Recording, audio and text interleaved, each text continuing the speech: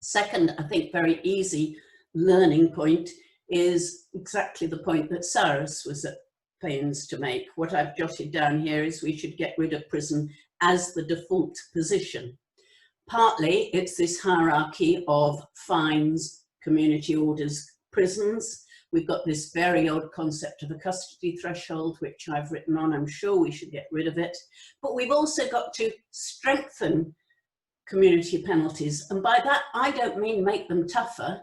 I mean make them more obvious. One of my favourite pieces of shocking research was something that Professor George Mayer published nearly 10 years ago now on the community order, which identified how little probation officers knew about what was available in their areas. So they weren't even recommending community orders to magistrates. Magistrates didn't know about them. It's the ignorance of the those who manipulate the system really didn't understand community orders. So we need to have much better strengthening of awareness and strengthening of community orders in lots of ways.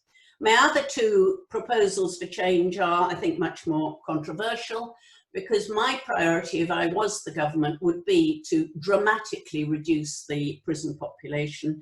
I would do something to reduce all custodial sentences by perhaps 25%.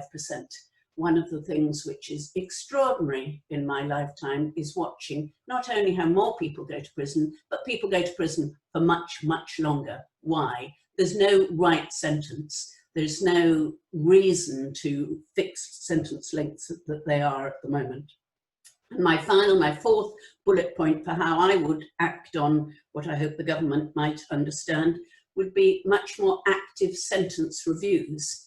I see that we've received a question from Judge Samuels on judicial monitoring, and one of the reasons that I support judicial monitoring is the education that it gives to the judges and the sentencers. I think it's really important that those who sentence people understand the implications of the sentences that they serve. It's also really important, for example, that nobody should be in prison for 10 years without there being some clear monitoring of their sentence. So there's a lot to be done in terms of sentencing reviews. I would reverse the burden of proof of the parole board.